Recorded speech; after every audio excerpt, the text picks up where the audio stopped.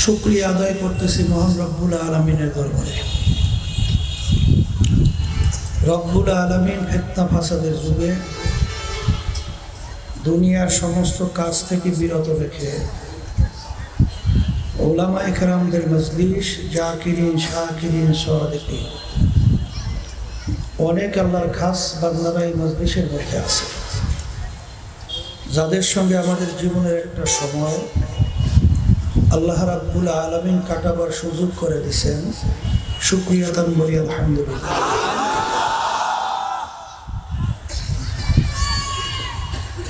অনেক লোকের কানে মাহফিলে দাওয়াত পৌঁছার পরেও অনেকের সুযোগ থাকা সত্ত্বেও মাহফিলে আসে নাই। আবার তালাশ করলে দেখবেন বহু দূর থেকে কষ্ট স্বীকার করে আবার অনেক ভাইরা মাহফিলে পাগলের মতো সুইটা চলে আসছে। মান জাদ্দা ওয়াজাদা, যে যেই জিনিস পাওয়ার জন্য চেষ্টা করে ওই জিনিসে পাইয়াও যায়। দাদাজান আব্বাজান রহমাতুল্লাহি আলাইহি চরমনের জমিনে ঘুমায় আছে। আমার আব্বাজান বলতেন, দিনে মাহফিলে প্রথম থেকে শেষ পর্যন্ত থাইকা বাড়ি বিদায় হয়ে চলে গেলে আমল নামার মধ্যে কমপক্ষে হলো 50 লক্ষ নেকি, এর কম জমা হতেই পারে না।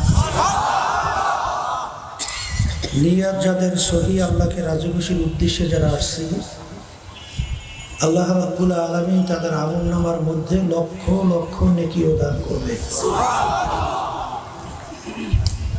একটা নেকির মূল্য সম্পর্কে আল্লাহ রাসূল সাল্লাল্লাহু আলাইহি ওয়াসাল্লাম বুঝাতে যাইয়া অহুদ পাহাড়কে ইঙ্গিত করে বলছিলেন, পুরা পাহাড়টা যদি স্বর্ণের হয়ে যায় এর যত মূল্য হবে তুলনা ছাড়া একটা নেকির মূল্য অনেক বেশি। একটা নেকির প্রয়োজন কি দরকার? আল্লাহ রাব্বুল আলামিন কুরআনুল কারীমের ভিতরে বলছেন, ফামান ইয়া'মাল মিসকালা যাররাতিন শাররান ইয়ারা খায়রান ইয়ারা ওয়া মান ইয়া'মাল মিসকালা যাররাতিন শাররান ইয়ারা। জাররা পরিমাণ তোমার নেকি থাকবে তার ফল তুমি ভোগ করতে পারবা, জাররা পরিমাণ গুনাহ থাকলে তার ফল তোমার ভোগ করা লাগবে। একটা নেকির অভাব যদি কারো কিয়ামতের ময়দানে বাইজা যায়, সারা কিয়ামতের ময়দানে ঘুরে একটা নেকি সংগ্রহের কোনো সুযোগ নেই।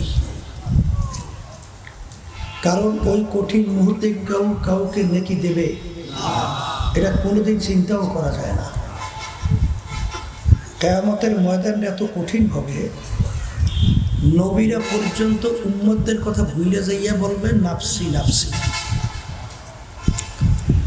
কিয়ামতের ময়দান এমন কঠিন হবে, আল্লাহ রাব্বুল আলামিন কুরআনুল কারীমের ভিতরে বলছেন, ইয়াউমা ইয়াফিরুল মারউ মিন আখিহি ওয়া উম্মিহি ওয়া আবিহি ওয়া সাহিবাতিহি ওয়া বানিহি লিকুল্লি ইমরিইন মিনহুম ইয়াউমা ইযিন শা'নুন ইউগনিহি। কিয়ামতের ময়দান এমন কঠিন হবে, ওই বিপদের মুহূর্তে মা সন্তানের পরিচয় দেবে না, সন্তান মায়ের পরিচয় দেবে না, বাপ সন্তানের পরিচয় দেবে না, সন্তান বাপের পরিচয় দেবে না, এমনকি মা সন্তান থেকে ভাইগে যাবে। ওই কঠিন মুহূর্তে কেউ কাউকে নেকি দেবে চিন্তাও করা যায়? তখন যার একটা নেকির ঠেকা বাঁচবে সেই বুঝবে একটা নেকির কত মূল্য। কথা ঠিক না? দুনিয়ার ভিতরে চলতে হইলে টাকা লাগে, ঠিক কিনা? যার টাকার ঠেকা বাঁচবে সেই বুঝবে এক টাকার মূল্য কত। আমার এখনো মনে আছে, যাত্রাবাড়ি মাদ্রাসায় পড়তাম, আমাদের মেজো ভাই মদিনা ইউনিভার্সিটিতে পড়তো, মদিনা শরীফ। সে বাংলাদেশে আসছে, সে বলতেছিল আমি আগামী দিন চলে যাব, দেখা করার ব্যাপারে বলছিল সদরঘাটায় এসো, ঢাকা। তা তখন আমি চিন্তা করছি সদরঘাট গেলে তো ভাইয়া আছে, টাকা পয়সা থাকবেই। যাওয়ার পরে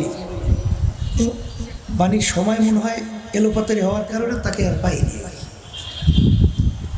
এখন আমি মাদ্রাসা পর্যন্ত পৌঁছবো, পৌঁছতে আমার 1 টাকা না জানি 58 পয়সা সরাস নাই। তখন এখন আমি একজনকে পাঠাইলাম, তখন তো ছাত্র, সে বলল কি আমার কাছে টাকা নেই। এখন আমি কিভাবে মাদ্রাসায় পৌঁছবো? মনে হয় যেন এখন সব অন্ধকার দিয়ে আসছে, যে বাসের ভিতরে উঠবো আর যদি ঘাড় ধাক্কা দেয় যে পয়সা নেই, বাসে উঠছো না, কি অবস্থা হবে? আল্লাহর তাওয়াক্কুল কইরা তো ওই লাইনে যে বড় বাসগুলোর যে ভাড়া কম, ওইটা আমার জানা ছিল না। তা আল্লাহ আল্লাহ করে বড় বাসে উঠছি, তাই মিনি বাসে যে ভাড়া নেই তো তার সে 58 পয়সা কম দিচ্ছে। আমি বলি আলহামদুলিল্লাহ 58 তো বাঁচলাম। তা চিন্তা করছি যেহেতু মাদ্রাসা পর্যন্ত পৌঁছতে, তাহলে আর একটা বড় বাসে উঠি। তাই সেখানেও দেখি 58 পয়সা কম গেছে, তারপরে 1 টাকা হয়ে গেছে। তাই শুকরিয়া আদায় করলাম, আল্লাহ তুমি ইজ্জত বাঁচাইছ।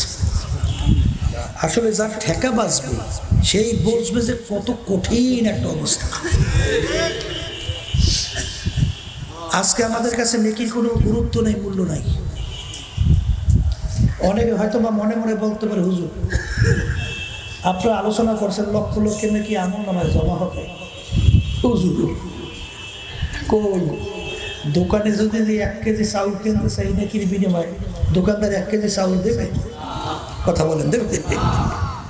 জুতার দোকানে জুতা কিনতে চাইলে একজোড়া জুতা দোকানদার এই নেকির বিনিময়ে দেবে?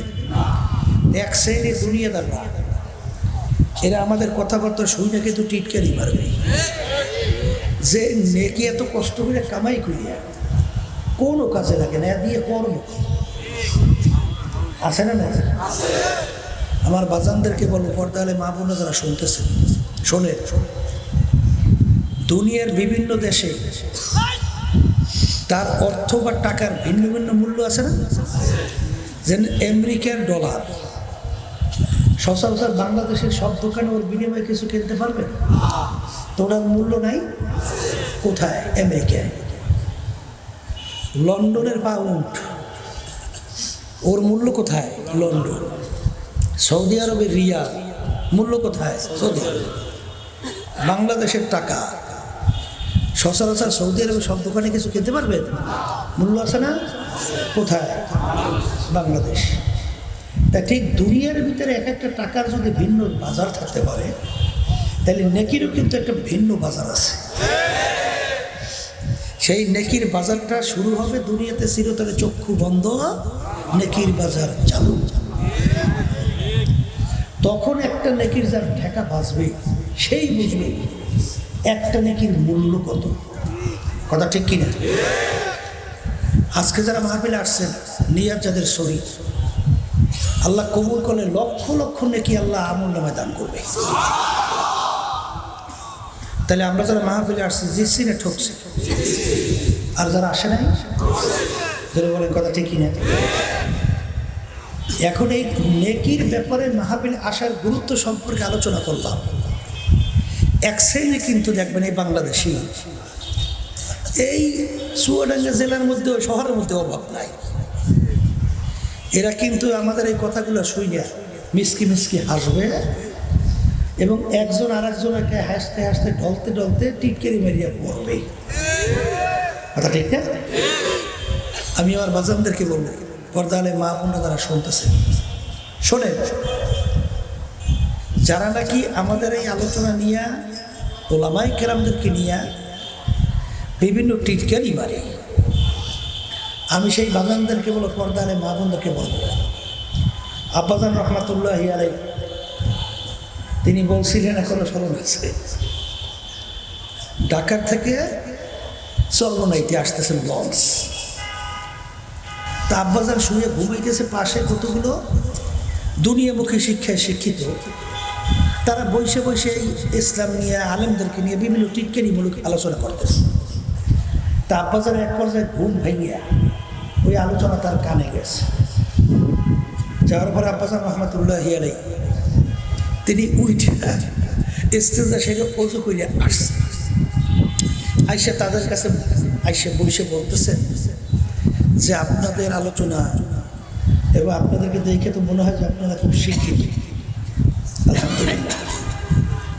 আপনাদের কাছে একটা প্রশ্ন করি। কি প্রশ্ন হুজুর? আব্বাজান রহমতুল্লাহি আলাইহি বলতেছেন, বলেন তো মানুষ এবং পশুর ভিতরে পার্থক্য কি? আব্বাজান রহমতুল্লাহ প্রশ্ন করছে, মানুষ এবং পশুর ভিতরে পার্থক্য কি? এইটা শোনার পরেই তারা তো হেফাজা বাগাইয়ে গেছে। আব্বাজান রহমতুল্লাহি আলাইহি বলতেছেন যে মানুষের খাওয়া দরকার আছে না নাই? পশুর খাওয়া দরকার আছে না? মানুষের রোগ ব্যাধি হয়, পশু মানুষের আরামায়েশের দরকার আছে, পশু মানুষের বিবি বাচ্চা আছে, পশু আছে। এক কথায় পশুর যা যা দরকার মানুষেরও হুবহু তাই তাই দরকার। তাহলে মানুষ এবং পশুর যে পার্থক্য কি?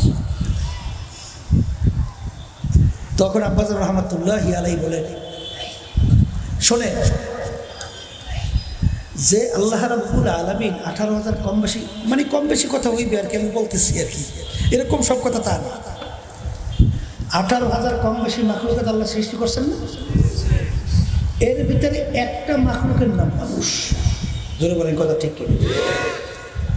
কিন্তু আল্লাহ রাব্বুল আলামিন মানুষকে সৃষ্টি করছেন দুনিয়ার বিবেচনায় সর্বদিক থেকে মানুষ কিন্তু দুর্বল, পশু কিন্তু সবল। ঠিক না বেঠিক? বলে হুজুর তা কেমন? আচ্ছা, একটা মানুষ হায়াত পায় কত বছর? 100 বছর হায়াত পাবেন না মানুষ, সংখ্যা কম না? কম না? কিন্তু একটা গুইল সাপ, ওর নাকি হায়াত প্রায় 750 বছর, 750 বছর। তাহলে হায়াতের দিক থেকে মানুষ দুর্বল, পশু সবল। আমরা মানুষ আলোর ভিতরে চোখে দেখি, অন্ধকারে চোখে দেখি। এক শ্রেণীর পশু পাখি, ওরা আলোতেও যেরকম দেখে অন্ধকারেও সেরকম দেখে, আছে না নাই? তাহলে চোখের এই শক্তির দিক থেকে মানুষ দুর্বল, পশু সবল। আমরা মানুষ একটা জায়গা পর্যন্ত দেখি, এরপরে আর দেখি। কিন্তু এক শ্রেণীর পশু পাখি, যেমন শুনছি সগুন, সগুন তো আমাদের দেশে এখন আর নাই, আছে? আগের যুগে তো মুরব্বীরা সগুন দেখছে না? আমি পাকিস্তান গেছিলাম, তখন দেখি সগুনের অভাব নাই। শুনছি বলে এটা একটা কথা, এটা তো আর কোনো বাস্তব কিছু না, কোরআন হাদিসের কথাও না। যেই দেশে বলে বিচার ন্যায্য থাকে না, ওই দেশে বলে শগুন থাকে না। কথা বলছি, তাহলে একেবারে শগুন নাই হয়ে গেছে ব্যাপার। তাই শগুন নাকি একটা চোখের পাওয়ার 750 মাইল। কথা বুঝছেন?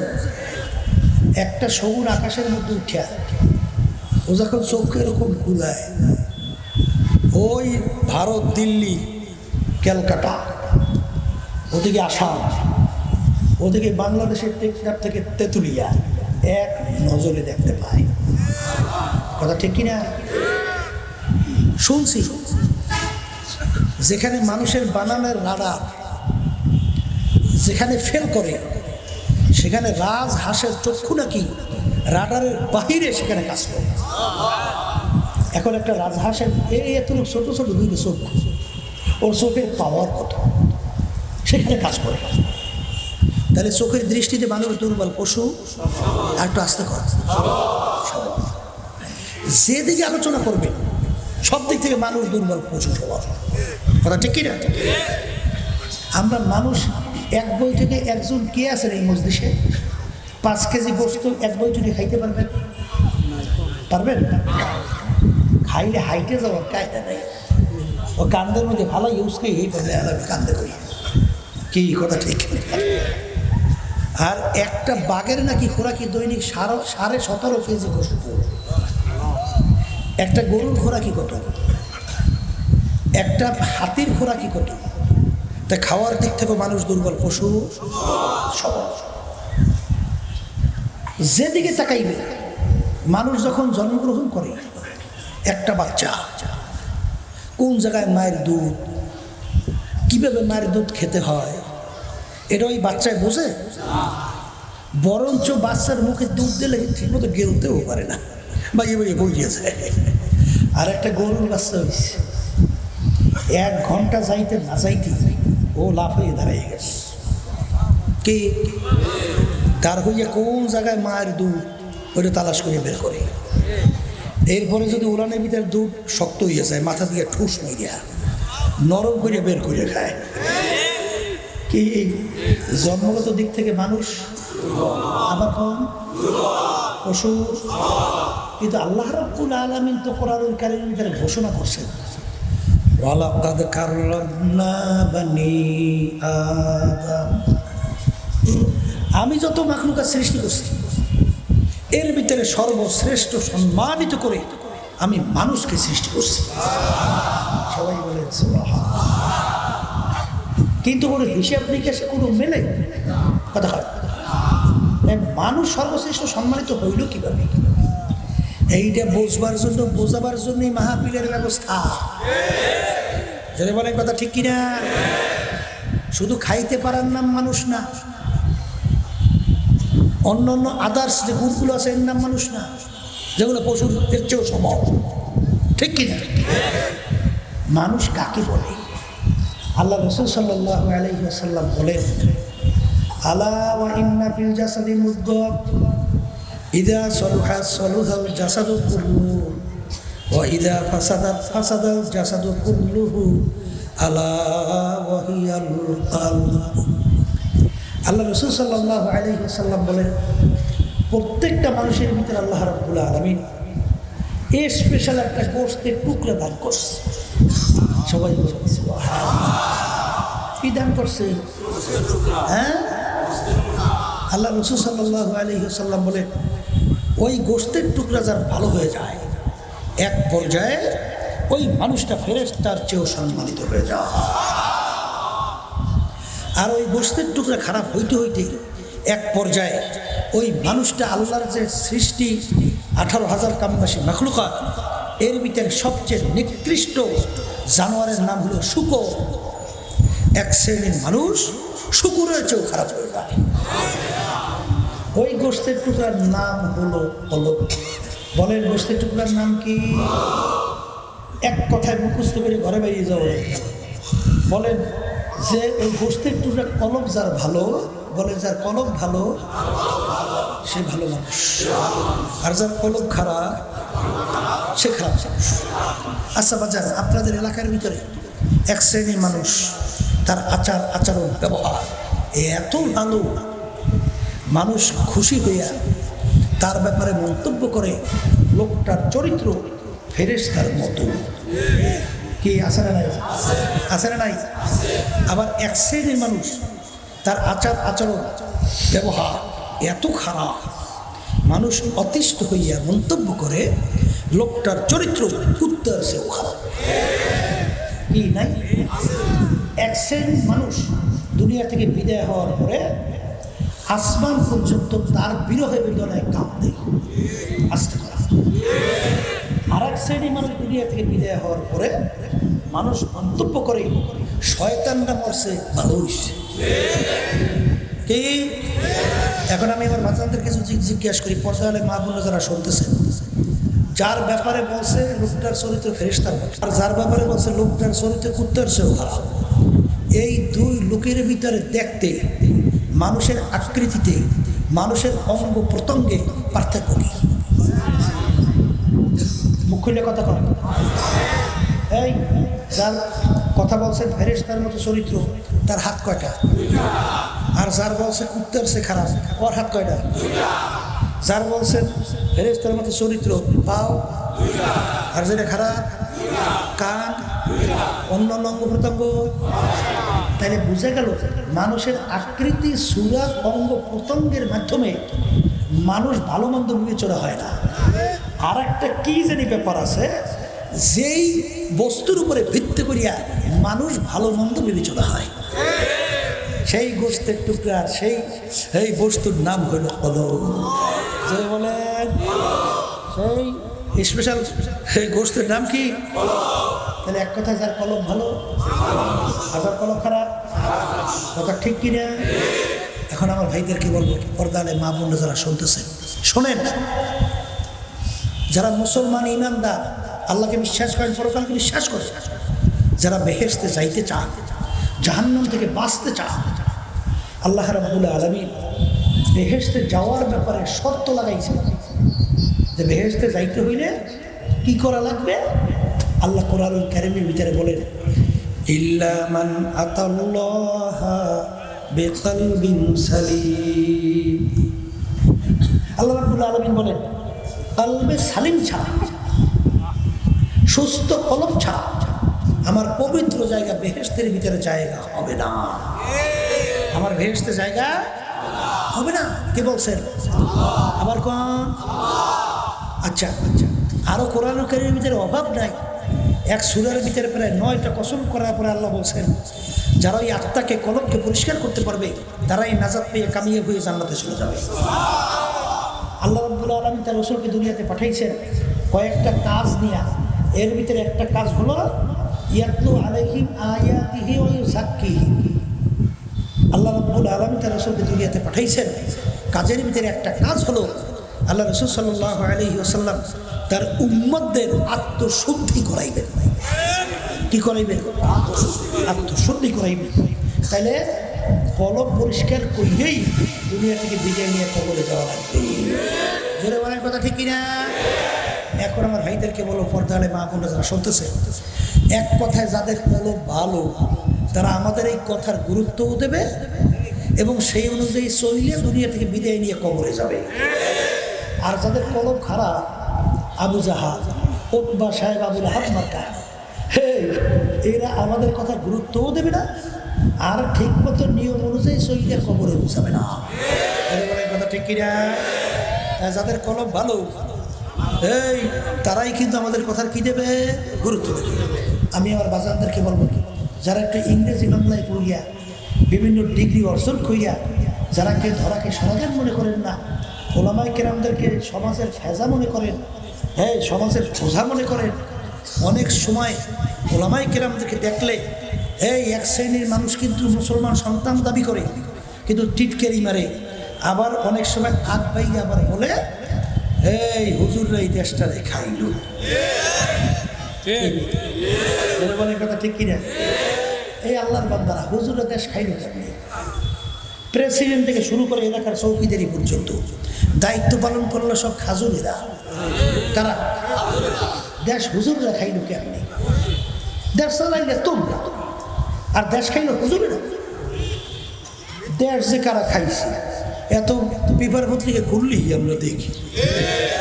শুধু খায় নাই, ওই গেরাই মামাদের একটা কথা আছে, খাইয়া যোগাযোগ নিয়ে আছে। কথা বোঝেন? মানে বাংলাদেশের টাকা ক্ষমতা পাইয়া, ক্ষমতার চেয়ারে বইয়া লুটপাট করিয়া কানাডা বিভিন্ন জায়গায় বেগম পাড়া তৈরি করে,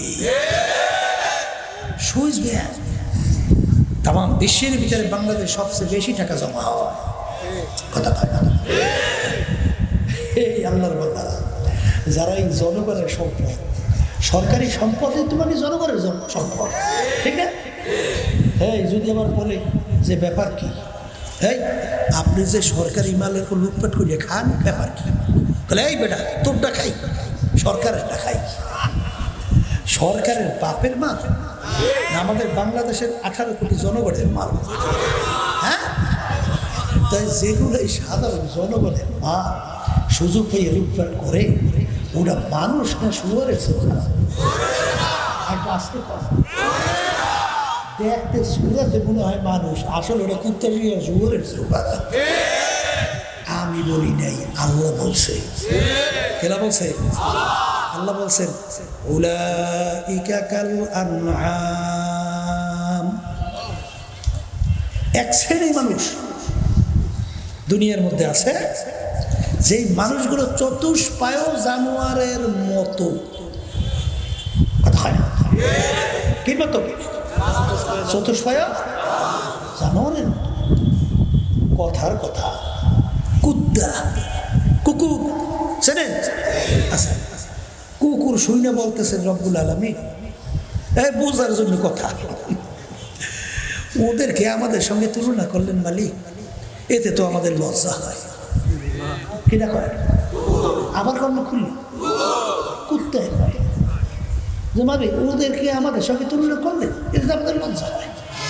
বলে কি ব্যাপার, তোদের লজ্জা হয় কেন? বলে মালিক ওরা যা পারে ও আমরা পারি না। বলে হ্যাঁ কি? বলে তা কি? এই গেছিলাম 10 মিনিট পটুয়াখালী জেলা, 10 মিনিট থানা, এক মুজাহিদ ভাই সে আমার কাছে দোয়া চায়, হুজুর আল্লাহ আমাকে মার্ডার কেস থেকে বাঁচাইছে। কি থেকে? বলে তাকি? বলে হুজুর আমাকে ষড়যন্ত্র কইয়া মার্ডার কেসে জড়াইছে। তা আলহামদুলিল্লাহ তদন্তের মাধ্যমে এখন মূল ব্যাপার ফাঁস হয়ে গেছে। বলে কি? বলে হুজুর নিজের বাচ্চা মা এবং তার স্বামীর ভাইকে নিয়ে নিজের বাচ্চা মারিয়ে ফেলাইছে। মাইরা কেস দেশে আমাকে আসামি বানাইয়া। তা আল্লাহ আমাদের প্রশাসন তদন্ত করার পরে মূল ঘটনা প্রকাশ হয়ে গেছে, আল্লাহ আমাকে বাঁচাইছে। আচ্ছা বলেন তো, নিজের বাচ্চা মাইরে ফেলাইছে। একটা কুত্তা আর 4-5টা বাচ্চা হয়, যতক্ষণ পর্যন্ত বাচ্চাগুলা চইলে ফিরে খাওয়ার মতো উপযুক্ত না হয় ততক্ষণ পর্যন্ত মা কুকুর বাচ্চাগুলোকে ফালাইয়া অন্যত্র কোথাও যায়। বাচ্চাকে লালন পালন করতে যাইয়া, সংরক্ষণ করতে যাইয়া শত্রুর মুখে, বাঘের মুখে জানের মায়া ত্যাগ করিয়া ঝাঁপ দিয়ে করে কি পড়ে না? একটা মুরগি তার বাচ্চাকে হেফাজত করতে যাইয়া, সংরক্ষণ করতে যাইয়া তার শত্রুর মুখে লাভ দেয় কি দেয় না? মায়া আর টানে। কিন্তু কত বড় জালেম, কত বড় অমানুষ হইলে নিজের বাচ্চাকে মেরে ফেলতে পারে? কুত্তায় পারছে? আর তো আসতে পারে পারছে কুত্তায়? তাহলে কুত্তাটা ভালো না বলো? আবার বলে কুত্তাটা ভালো। এই অনেক বের হয়েছে এরকম 2-2.5 বছরের বাচ্চাটাকে ফেলাই যায়, পরকীয়া প্রেমের ভিতরে পড়িয়া কুত্তার চেয়েও খারাপ আচরণ করে বের হয়ে যায়। আছে না নাই? যা কুত্তায় ফেলে নাই ও পারছে। বাংলাদেশের ভিতরে ঘটনা আমরা তো অনেক জানি, সারা বাংলাদেশে সফর করি না, আল্লাহর রহমতে অনেক জানি না। অনেক বাপ তার সন্তানকে মারিয়ে ফেলায়, সন্তান বাপকে মারিয়ে ফেলায়। আছে না নাই? দরকার আছে না নাই? কুত্তা পশু শুয়ারে পারছে, তাহলে ও পারছে। এখন কুত্তা এই কথা বলার পরে মালিক বলতেছেন কথা তো ঠিকই কইস।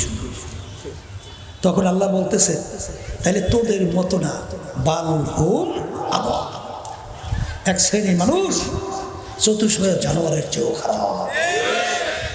অন্য এক আল্লাহ রাব্বুল আলামিন বলেন আর এক শ্রেণীর মানুষ এরকম আছে যেটা শুয়োরের চেয়েও খারাপ। শোনেন, এটা ঘটনা শুনতেছিলাম, ঢাকা থেকে বরিশাল যাইতেছে বাস গাড়ি আছে না,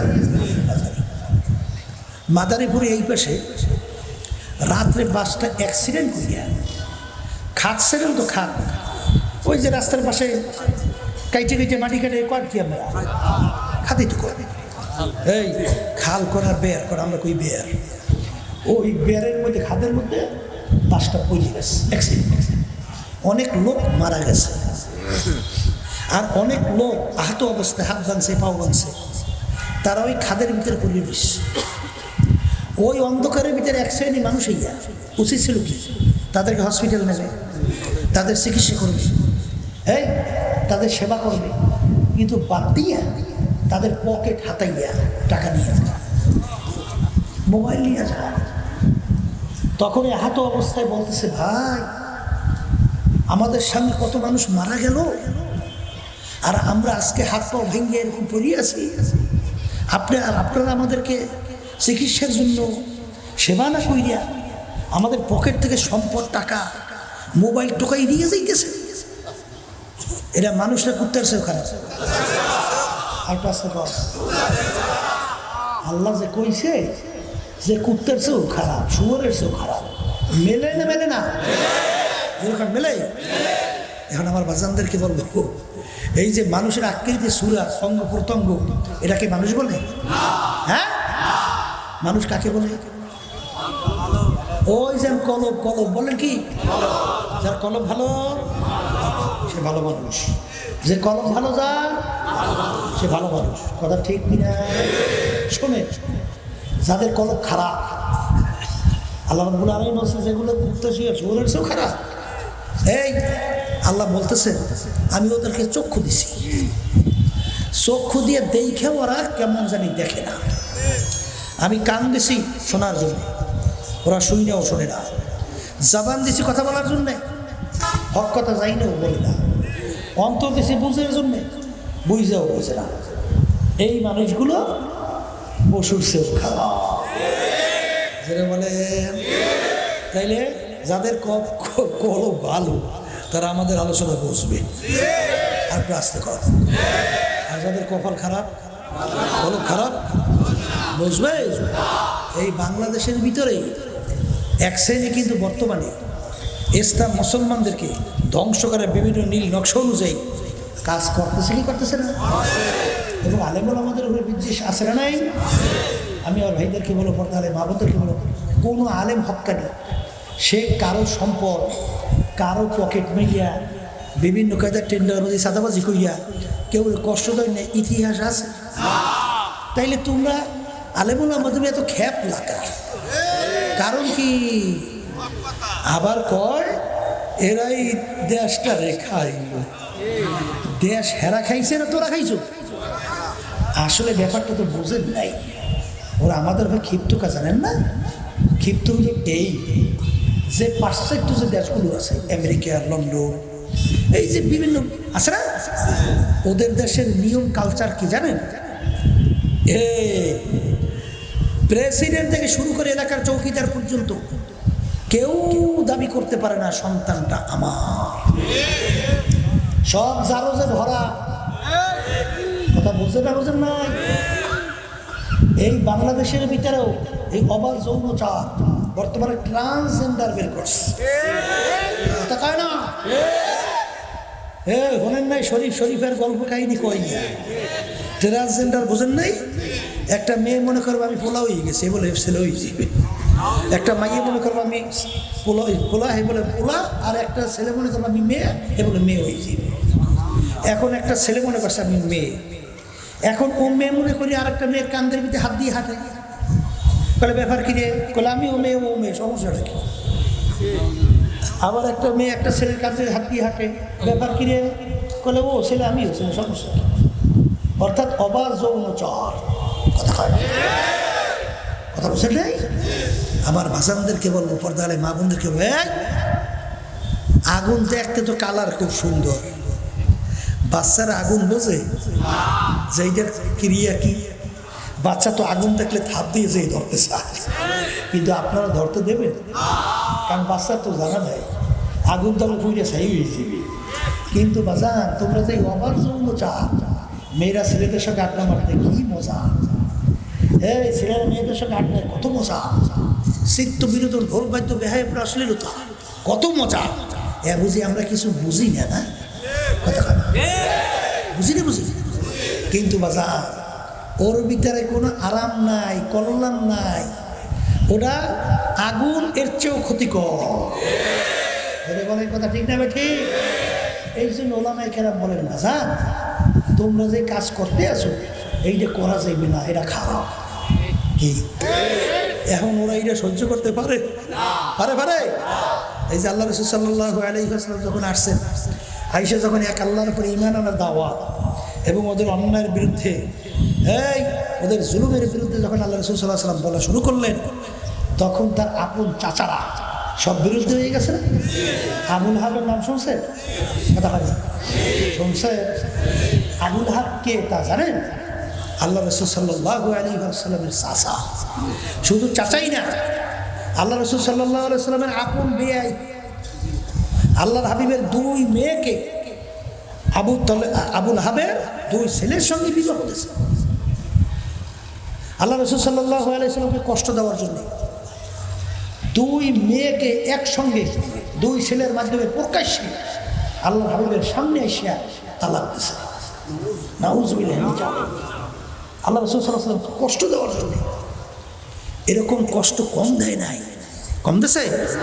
কিন্তু আল্লাহ রাসূল সাল্লাল্লাহু আলাইহি ওয়াসাল্লাম এই তিনি যে আল আমিন এই উপাধি ঘোষণা কি আমরা দেশে না কাফেররা দেশে? আসতে পারে তার সে সত্যবাদী দুনিয়া থেকেও আসছে। তাদের ভিতরে কবিলে কবিলে যত বাজাবাজি সমাধানের জন্য ফায়সালা হিসেবে কাকে ডাকতো? আল্লাহ রসুলকে ডাকতো না? এই যে হজরে আসওয়াদ আল্লাহর ঘরের কোণার ভিতরে লাগানো আছে, এই হজরে আসওয়াদ নিয়ে তো গোত্রে গোত্রে ঝগড়া বাজছে, কেডা উঠে হজরে আসওয়াদ আল্লাহর ঘরের কোণারে রাখবে, বুঝছে? এখন সবাই মিলে বলছে যে সমাধান দেবে আল আমিন মুহাম্মদুর রাসূলুল্লাহ সাল্লাল্লাহু আলাইহি ওয়াসাল্লাম। আল্লাহ রাসূল সাল্লাল্লাহু আলাইহি ওয়াসাল্লাম তিনি তার চাদর বিছিয়ে দিয়ে নিজের হাতে পাথরটাকে উঠাইয়া রুমালের ভিতরে রাখছে। রাইখে চার কবিলার সর্দারদেরকে বলছে তোমরা রুমালের সাইড কোনা ধরো, সাইড এই উসকে নিয়ে আসো। নিয়ে এসে যখন হজর আসওয়াদ যেখানে আছে আল্লাহর ঘরের কোণারে সেখানে রাখার পরে আল্লাহ রাসূল সাল্লাল্লাহু আলাইহি ওয়াসাল্লাম নিজে হজর আসওয়াদ পাথরটাকে উঠাইয়া কোণারে তিনি বসাই দিয়েছে। তাই যে কোনো এই ফয়সালাকারী হিসেবে কাকে ডাকতো? কথা কয় না? আল্লাহ রাসূল সাল্লাল্লাহু আলাইহি ওয়াসাল্লাম কাউকে কষ্ট দিয়েছে? একটা পিঁপড়ারে কষ্ট দিয়েছে? এই কোনোদিন জুলুম করছে, মিথ্যা বলছে? তাহলে আল্লাহ রাসূল সাল্লাল্লাহু আলাইহি ওয়াসাল্লাম এত তাদের দুশমন হইল কিসের জন্যে? নবুয়তি পাওয়ার পরে আল্লাহ নবীর সমস্ত আত্মীয় স্বজন সাহাবা চাচাদেরকে নিয়ে ডাইকে বলতেছিলেন, এই আমার চাচাজানরা, আল্লাহ রাব্বুল আলামিন আমার ওহী নাযিল করছেন, আমি নবী হিসেবে আল্লাহ ঘোষণা দিচ্ছেন এক আল্লাহর উপরে ঈমান আনা লাগবে, মূর্তি পূজা করা যাবে না, এইটা করা যাবে না, এইটা করা যাবে না। এখন আল্লাহ রাসূল সাল্লাল্লাহু আলাইহি ওয়াসাল্লাম খারাপ হয়ে গেছে। এক পর্যায়ে খারাপ হয়েছে তাই না, তার জন্মভূমি মক্কার থেকে তারাই গেছে, দেশে কি দেয় নাই?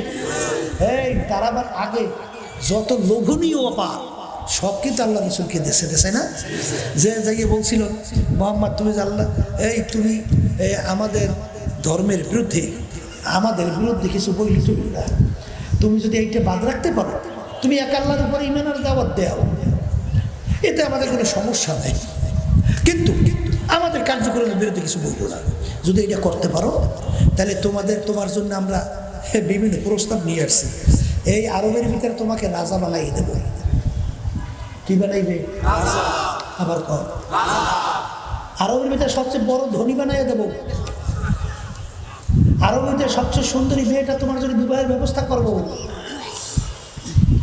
আর বর্তমানে এক সিনেমার মুসলমান বাজানরা আছে 1000 টাকা, 5000 টাকা, 10,000 টাকা, 1 লাখ টাকা পাওয়ার পরে ঈমান যে কতবার বিক্রি করে আল্লাহ মাহবুদি ভালো জানে। কথা কম ঠিক না? আল্লাহ রাসূল সাল্লাল্লাহু আলাইহি ওয়াসাল্লাম বলছিলেন, হে আমার চাচাজানেরা, হে কাফেরেরা, ভালো করে যাই না রাখো, শুধু তোমরা আমাকে রাজা বানাবা, আমাকে অর্থ সম্পদের মালিক বানাবা, সুন্দরী মেয়ে বিবাহের ব্যবস্থা করবা, এইটা শুধু না, ওই যে আসমানের চন্দ্র সূর্য দেখো, ওই সূর্য চন্দ্র যদি আমার হাতে এনে দিতে পারো, তারপরে আমি এক আল্লাহর উপরে ঈমান আনার দাওয়াত এবং তোমাদের অন্যায়ের বিরুদ্ধে আমি বলতেই থাকবো। এই জন্য তো দেখবেন ওলামায়ে কেরামরা তারা কিন্তু যখন ওদের এই কার্যক্রমের বিরুদ্ধে যখন আলোচনা করে তখন ওরা কিন্তু আমাদেরকে মারতেও চায়, এমনকি আমাদেরকে আল্লাহ মাফ করুন, আমাদের অনেক সময় হক্কানি ওলামায়ে কেরামদের মারিয়ে ফেলাইছেন। মারছে কি মারে নাই? আমার বাচ্চাদের কাছে বলবো, পর্দালে মা বোনদেরকে বলবো যে ওলামায়ে কেরাম হক্কানি, তাদেরকে মারলে যদি তুমি বাইসে যাইতা তাহলে আমাদের কোনো আফসোস ছিল না, কিন্তু আমাদেরকে মাইরে ফেলাইলে, আমাদেরকে গালি দিলে তুমি বাইসে যাবা? আসতে কর তাই বাইসে যদি নাই যাও, আমি আমার বাজানদেরকে যারা মানুষ তারা তো বুঝবে, এই বুঝার জন্য কোরআনুল কারীমের শুরুর আয়াত তেলাওয়াত করছি। কথা ঠিক কিনা? এই না বুঝতে আমাদেরকে বুঝেই না। আল্লাহ রাসূল সাল্লাল্লাহু আলাইহি ওয়াসাল্লাম মরুভূমিতে জন্মগ্রহণ করছে, ঠিক না? দুনিয়াতে আসার আগে আব্বাকে তার দুনিয়া থেকে আল্লাহ নিয়ে গেছে, দুনিয়াতে আসার পরে বছর 6 বয়স আল্লাহ তার আম্মাকেও নিয়ে গেছে, 6 বছরের বাচ্চা, বাপ হারা মা হারা। দুনিয়ার কোনো শিক্ষকের কাছে আল্লাহ রাসূল সাল্লাল্লাহু আলাইহি ওয়াসাল্লাম পড়ার কোনো সুযোগ পাইছে? আল্লাহ দেয় নাই। এই জন্য দুনিয়ার দিক থেকে আল্লাহ রাসূলকে বলা হয় উম্মি। কি বলা হয়? উম্মি। আল্লাহ রাসূল সাল্লাল্লাহু আলাইহি ওয়াসাল্লাম নিজের দস্তখত করতে জানতেন না, সাইজ তাও জানতেন না। কথা হুজুর তিনি প্রমাণ রাখতেন কিভাবে? করে তার আঙ্গুল মুবারকের ভিতরে একটা আংটি মুবারক ছিল, আংটি মুবারক দিয়ে সিল মারত। কি মারত? এক ডক্টর আছে সর্বনাই আমাদের আত্মীয়, সে ওই আল্লাহর হাবিবের যে লেখা চিঠি তার আংটির যে সিল মারা, সেই সিল মারা চিঠি সহ বান্দাই আয়নার ভিতরে আমার জন্য হাদিয়া এসে বেরিয়ে আসছে। তখন তাকে দেখলাম যে আল্লাহ হাবিব সাল্লাল্লাহু আলাইহি ওয়াসাল্লামের আংটি মুবারকের সিলটা কে? আল্লাহু আকবার। তাই তিনি তার দস্তখত করতে জানতেন না। আল্লাহ রাব্বুল আলামিন সুযোগ দেয় নাই কেন? তিনি যদি শিক্ষিত হতো, দুনিয়াদাররা, ফাসেকরা, বেঈমানের দলের, নাস্তিকের দলেরা বলার সুযোগ পেত। লোকটা খুব ব্রেনি ছিল, খুব মেধাবী ছিল, উঁচুভাবের শিক্ষিত ছিল, কোরআন কারীম নিজে লিখে দিয়েছে। এইটা যদি বলার সুযোগ না পায়, এই জন্য আল্লাহ রাব্বুল আলামিন তাকে দুনিয়ার কোনো শিক্ষায় শিক্ষিত হওয়ার সুযোগও দেয় না। এই আল্লাহ রাসূলের উপরে ছোট বই না 30 বার কোরআন কারীম নাযিল হয়েছে। সবাই বলেন সুবহানাল্লাহ। এই 30 বার কোরআন কারীমের শুরুতে আল্লাহ রাব্বুল আলামিন চ্যালেঞ্জ হিসাবে আল্লাহ বলতেছেন আলিফ লাম মিম যালিকাল কিতাব লা রাইবা ফিহি। এই যে কিতাব দেখো, এই কিতাবের ভিতরে কোনো ভুল সন্দেহ বলতে কিছু নাই। একজন উম্মি মানুষ, তার উপরে 30 বার কোরআন কারীম নাযিল হয়েছে, তার শুরুতে চ্যালেঞ্জ, কোনো ভুল নাই, সন্দেহ নাই। শোনেন, আমরা অনেক মুসলমান সন্তান চিন্তাও করি না, রিসার্চ করি না, কিন্তু বিজাতি রেখে বসে রয়েছে। কথা কয় না? বসে থাকে, ওরা চেষ্টা করে না। দেখেন, যারাই ওই গেছিলাম নরসিংদী পাঁচদোনা, সেখানে রাস্তার পাশে সাইনবোর্ডে লাগানো আছে ভাই গিরিশ চন্দ্র সেনের বাড়ি। ভাই গিরিশ চন্দ্র সেন কেনা হিন্দুরা? কথা কেনা? সে নাকি কোরআন কারীম 30 পারার বাংলা অর্থ করছে। তা 30 পারা কোরআন কারীম অর্থ করতে হইলে তার কত কোরআন কারীমের উপরে অগাধ জ্ঞান অর্জন করা লাগছে না? আসতে কম। আচ্ছা বলেন তো, একটা হিন্দু মানুষ কোরআন কারীম নিয়ে তার এত মাথা ব্যথা দরকার নেই। কথা কেনা? তাইলে ওই যে কোরআন কারীমের চ্যালেঞ্জ দেওয়া আছে, জালিকাল কিতাব লা রাইবা ফিহি, এর ভিতরে কোনো ভুল সন্দেহ নাই। এই জন্য রিসার্চ করে দেখে যে কোন ভুল বের করতে পারে কিনা। পারছে? পারছে? শুধু তাই না বাজান, শোনেন, এই যে কানাডার যে রাজধানী টরন্টো আছে না, এই টরন্টোর যে ইউনিভার্সিটির যে প্রফেসর ক্যারি মিলর, তিনি অঙ্ক এবং যুক্তিশাস্ত্রের উপরে প্রফেসর। তিনি বাইবেলের উপরে এত দক্ষতা অর্জন করছে, তিনি খ্রিস্টান ধর্মের লোক, তিনি ধর্ম প্রচারক ছিল তাদের খ্রিস্টান ধর্মের। মুসলমানদের আহমদ দিদারের সঙ্গে তার যখন ডিবেট হয় যে তিনি প্রমাণ করবেন বাইবেল ঠিক, কোরআন ঠিক না, এক পর্যায়ে তিনি কোরআন কারীম রিসার্চ করতে যাইয়া তিনি দেখে যালিকাল কিতাব লা রাইবা ফিহি। এইটা পড়ার পরে তার ভিতরে থরকম্পন শুরু হয়ে গেছে। দুনিয়া সৃষ্টির পরে কোনো লেখক, কোনো বৈজ্ঞানিক, কোনো দার্শনিক, কোনো পণ্ডিত আজ পর্যন্ত তার লেখনীর মধ্যে, তার দর্শনের মধ্যে, তার আবিষ্কারের মধ্যে দুনিয়া সৃষ্টির ইতিহাসে একজনও পাওয়া যায় নাই যে চ্যালেঞ্জ করতে পারছে আমার থিওরিতে, আমার লেখনীতে কোনো ভুল নাই। আছে? আপনাদের জানা আছে? পারছে কেউ চ্যালেঞ্জ করতে? তাই যদি নাই পারে, এইটা পড়ার পরেই তিনি থরকম্পন শুরু হয়ে গেল। ব্যাপার কি? এরপরে তিনি কোরআন কারীম রিসার্চ করতে করতে এক পর্যায়ে দেখে যে কোরআন কারীমের আলিফ লাম থেকে শুরু করে নাস পর্যন্ত কোথায় কোনো ভুল বের করার কোনো সুযোগ না। এরপরে তিনি নিজেই কালিমা পড়ে মুসলমান হয়ে গেছে। আমি আমার মুসলমান বাজানদেরকে বলবো, পর্দালে মা বোনরা যারা শুনতেছে, যারা অল্প কয়েকদিনের দুনিয়া চাকচিক্যময়, ঠিক না, পিছনে যারা কইরা আখেরাতের স্থায়ী জিন্দেগি যারা ধ্বংস করতেছেন, আমি বাজানদেরকে বলবো, পর্দালে মা বোনদেরকে বলবো, বাজান এদের যে কপাল পোড়া দ্বিতীয় দুনিয়া আর থাকতে পারে না। বলে কথা ঠিক না? এই দুনিয়ায় এমন কোনো ধর্ম অবলম্বী আছে যারা পরকাল বিশ্বাস করে না? হিন্দুরা পরকাল বিশ্বাস করে না, আবার খ্রিস্টানরা করে না, ইহুদিরা করে না, অন্যান্য ধর্ম অবলম্বী সবাই পরকাল। আমরা মুসলমান, আমরাও তো করি।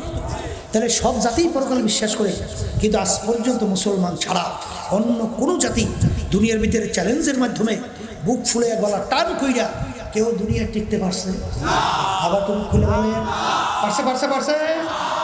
এক শ্রেণীর নাস্তিকের দলেরা বর্তমানে বাংলাদেশে আমাদের শিক্ষা সিলেবাসের মধ্যে ঢুকাইয়া দিয়েছে ডারউইনের থিওরি।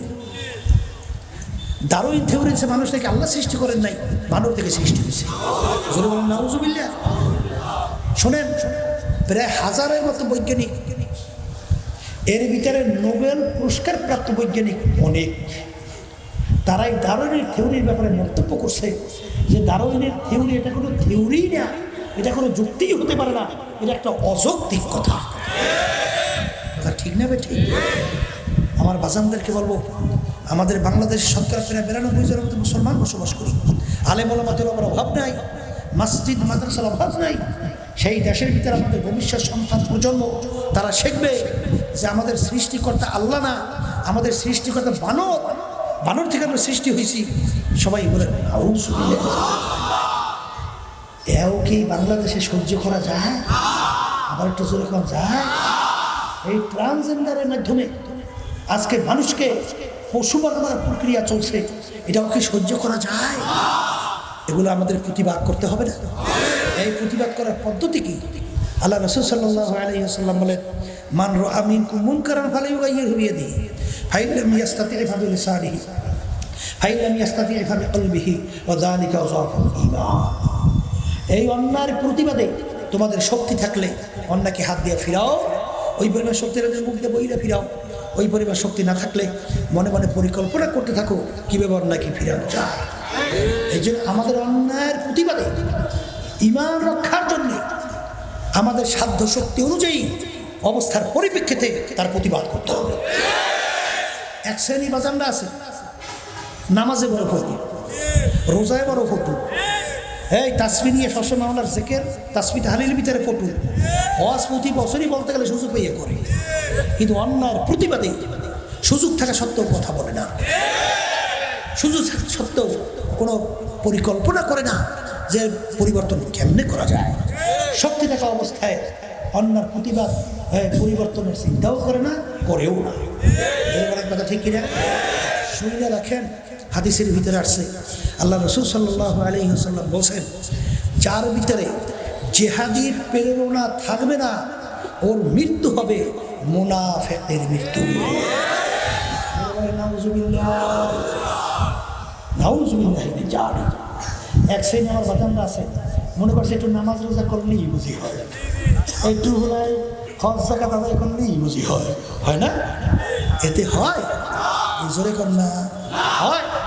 তাহলে বলে চাইলে ওই ঘটনা হাদিসের কেচ্ছা কথা বুঝছেন?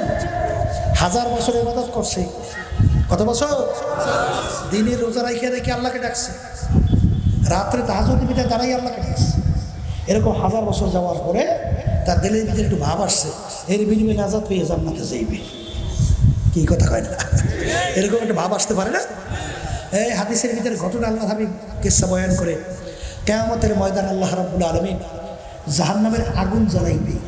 এই পাশ থেকে একটা আগুনের ধাপ আসবে না, ওই ধাপের কাছে নিয়ে তাকে দাঁড় করবে। আগুনের ধাপ তার ভিতরে পৌঁছতে পৌঁছতে পানির জন্য চিৎকার করতে থাকবে।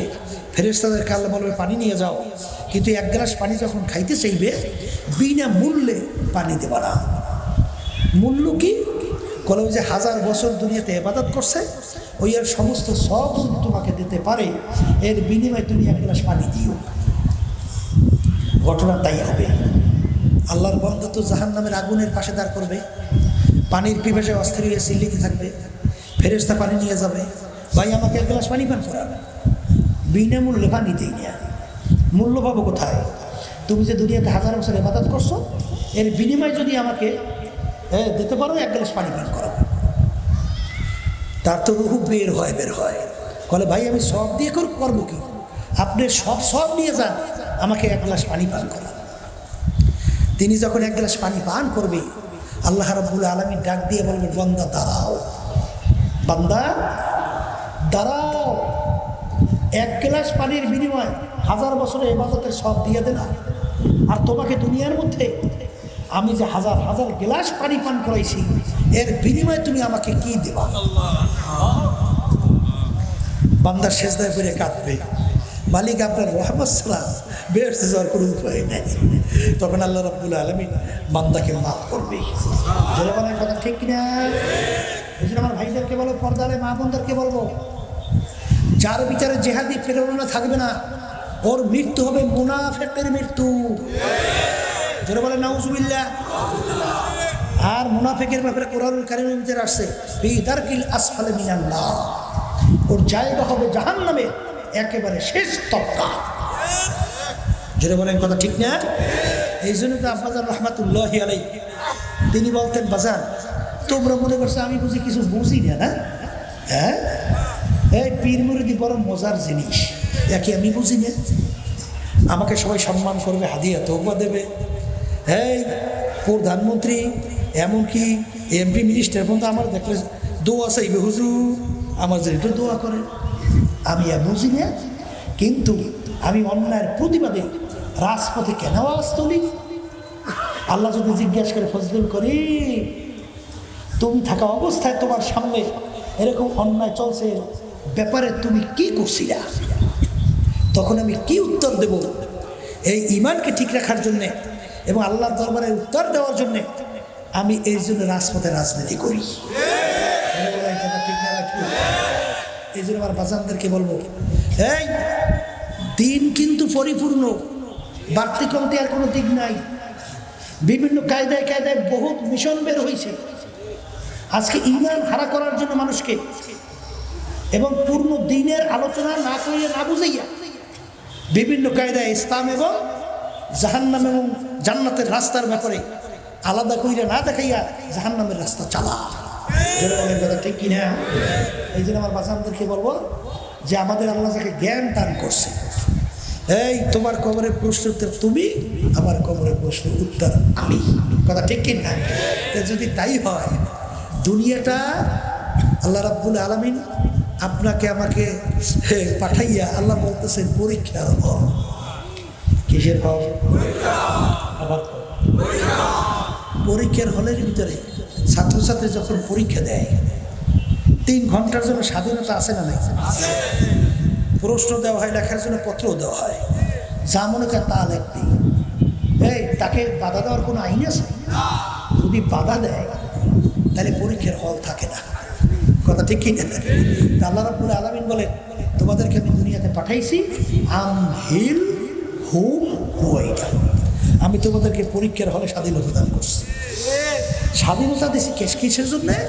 লিয়াবলুয়াকুম আইয়ুকুম আহসানু আমালা, পরীক্ষা করার জন্যে। কি পরীক্ষা?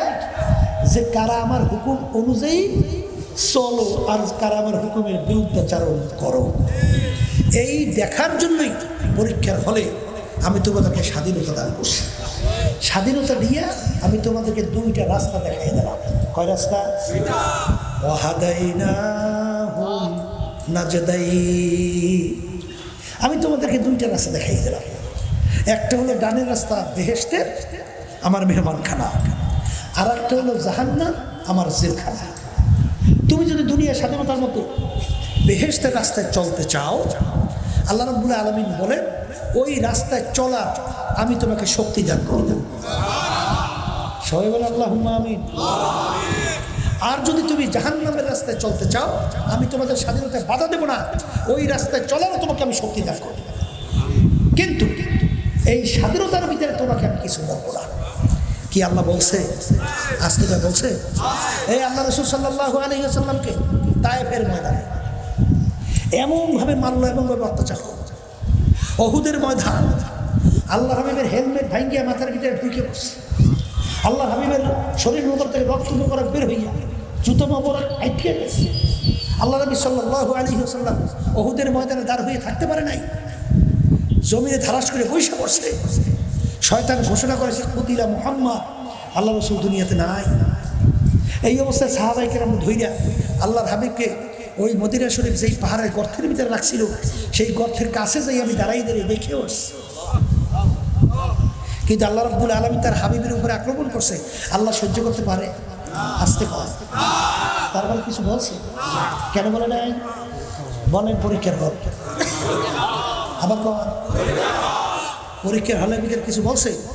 হ্যাঁ, মুসা আলাইহিস সালামের জমানায় বনি ইসরাঈল, হ্যাঁ মুসা আলাইহিস সালামের গোত্র ছেলে সন্তানগুলো ধৈর্য ধরে জবাই করছে ফেরাও। আল্লাহ রাব্বুল আলামিন স্বাধীনতার মধ্যে কিছু বলছে? আর আসতে বলছে? বলে নাই। এই ফেরাউন তার স্ত্রী বিবি আসিয়া কিভাবে তাকে দুনিয়া থেকে বিদায় করে দিল, সন্তানগুলোকে কিভাবে বিদায় করছে? আল্লাহ দুনিয়াতে কিছু বলছে? আসতে বলছে? কেন বলে নাই? বলেন পরীক্ষার হল, স্বাধীনতা। জোরে বলেন কথা ঠিক কিনা? ঠিক। আমার বাজানদেরকে বলবো, এই পরীক্ষার হলের ভিতরে যারা সুযোগ পাইয়া, যারা নাকি ঠিক মতো প্রশ্নের উত্তর না দিবে, পরীক্ষার ফল যখন বের হবে ছাত্রছাত্রী ফেল। কথা কয় না? তা ঠিক কিয়ামতের ময়দানে স্বাধীনতা পাইয়া যারা নাকি পরীক্ষার হলের মধ্যে ঠিক মতো পরীক্ষায় এই প্রশ্ন উত্তর দেবে না, এই এক শ্রেণীর মানুষ তাদের আমল নামা বাম হাতে পড়িয়ে যাবে। যারা বলে নাউজুবিল্লাহ, মানে ফেল। আর এক শ্রেণী আল্লাহ বান্দা বান্দির আমল নামা কোথায় পড়বে? ডান হাতে। কথা ঠিক কিনা? ডান হাতে পড়ার পরে দুনিয়ায় দেখছে ছাত্রছাত্রী যখন নাকি ফার্স্ট ক্লাস, এ প্লাস, বিভিন্ন কায়দায় ফলাফল রেজাল্ট হয়, খুশিতে খাওয়া দাওয়া থাকে, এই খালার বাড়ি দৌড়ায়, মামার বাড়ি দৌড়ায়, চাষার বাড়ি দৌড়ায়, আর হাসে। শোনেন নাই খালাম্মা, আমার রেজাল্ট বের হয়েছে। বলে কি পাইছো? First class. আর এক শ্রেণী যারা স্বাধীনতা পাইয়া ঠিক মতো প্রশ্ন উত্তর দেয় নাই, ঘরের দরজা বন্ধ করিয়া কাঁদতে। এই কথা ঠিক। কিয়ামতের ময়দানে যাদের আমল নামা ডান হাতে পড়বে, খুশিতে এমন দৌড় শুরু করবে, কোথায় হিসাব, কোথায় নিকাশ, কোথায় বেহেশত, কোথায় জাহান্নাম, কোথায় খেয়াল থাকবে না, শুধু দৌড়েই বের হলো, মালিক তুমি কোথায়, তোমাকে একটু দেখতে চাই। হাদিসের ভিতরে আসছে সাতারাউনা রাব্বাকুম কামা তারাউনাল কামারা ফি লাইলাতিল বদর। পূর্ণিমার চন্দ্র আকাশে উঠলে যেরকম দেখতে কোনো ভিড়াভিড়ি লাগে না, এরকম আল্লাহ রাব্বুল আলামিন বান্দা বান্দির সঙ্গে এরকম দেখা দিবেন, দেখতে কোনো ভিড়াভিড়ি লাগবে না। আর যাদের আমল নামা বাম হাতে পড়বে, বাজার দিকে জাহান্নাম, আল্লাহু আকবার, বেহেশত এবং জাহান্নাম আল্লাহ রাব্বুল আলামিন পাশাপাশি কায়েম করবেন। জাহান্নাম যখন নাকি গুরিন গুরিন শব্দ শুরু করবে, কিয়ামতের ময়দানের দিকে যখন আসা শুরু করবে, ফেরেশতারা জাহান্নামকে টাইনে রাখতে পারে না। আল্লাহ নবী সাল্লাল্লাহু আলাইহি ওয়াসাল্লাম সিজদায় পড়ে কাঁদবে।